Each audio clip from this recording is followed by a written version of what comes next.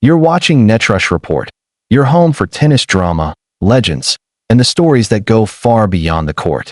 If you live for rivalries, comebacks, and the voices shaping the game, hit that subscribe button and join the rush. The men's singles world has never been more clearly defined by two players than it is right now.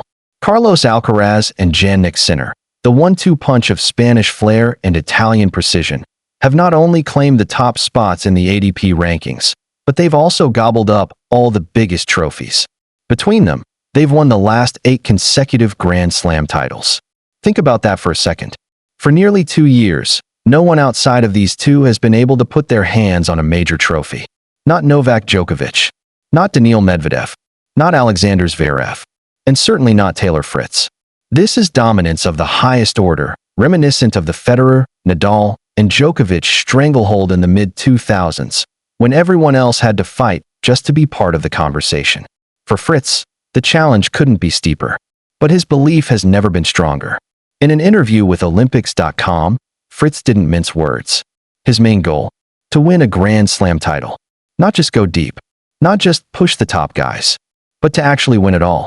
He said plainly, to win a Grand Slam. For a player who's been around the top 10 for a few years, this is more than just a nice soundbite. It's a mission statement, a declaration that he sees himself in the mix with Alcaraz and Sinner, not beneath them. And he went further. Fritz explained that he's one of the very few players who genuinely can beat them when it matters. That claim isn't baseless. Earlier this year, at the Laver Cup, Fritz beat Alcaraz in straight sets, a reminder to the Spaniard, the world, and maybe even to himself, that the gap isn't insurmountable. But declarations mean little without results. So how did 2025 really unfold for Fritz? At the Australian Open, he stumbled early, unable to handle the pace of the tournament. At the French Open, the clay monster struck again. Paris has always been his weakest slam, and once again, he failed to make a deep run. At Wimbledon, however, everything changed. Fritz stormed through the draw, producing some of the cleanest grass-court tennis of his career, reaching the semifinals.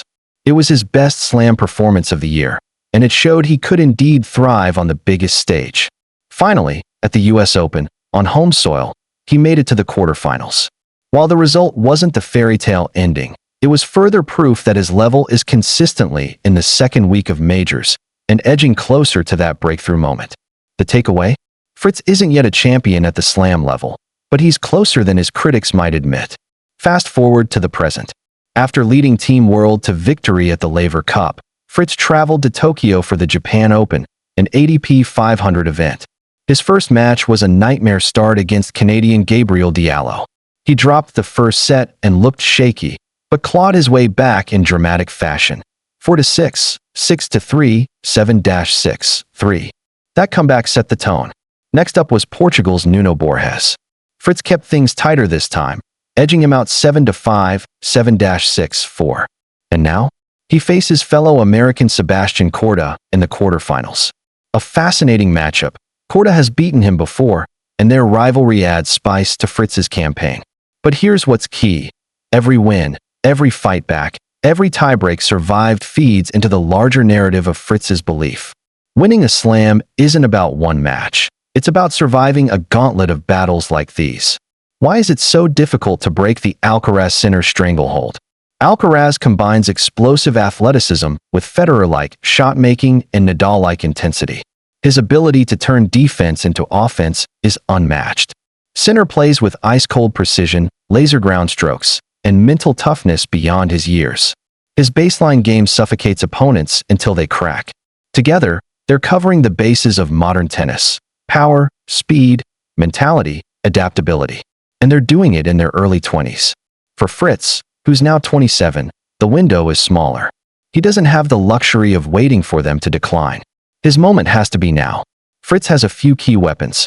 Serve-first aggression. His booming serve gives him free points and puts pressure on returners.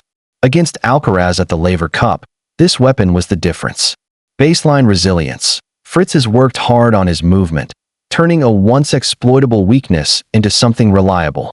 Experience and composure. Unlike younger challengers, Fritz has years of grind on tour, learning how to win ugly matches and survive tough draws. And perhaps most importantly, confidence. Fritz isn't intimidated by Alcaraz or Sinner. He sees himself as their peer, not their prey. There's also a bigger story here: American men's tennis. Since Andy Roddick won the US Open in 2003, no American man has lifted a Grand Slam trophy.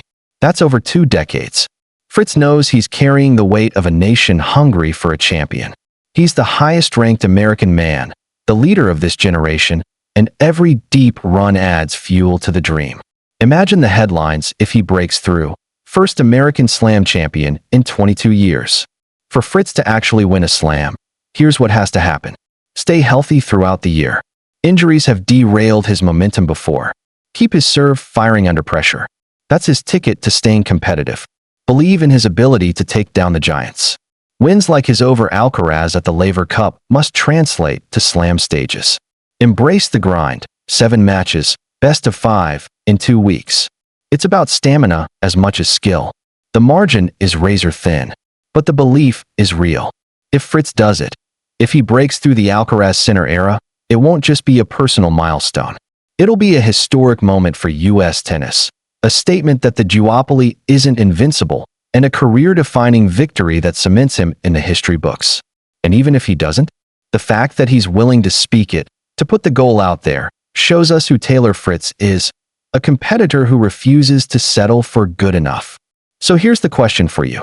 Do you believe Taylor Fritz can actually win a Grand Slam? Or will Alcaraz and Sinner's reign continue unchallenged? Drop your thoughts in the comments. We want to hear from you. You've been watching Netrush Report, where tennis stories live beyond the scoreboard. Don't forget to like, subscribe, and hit the bell so you never miss a moment from the world of tennis.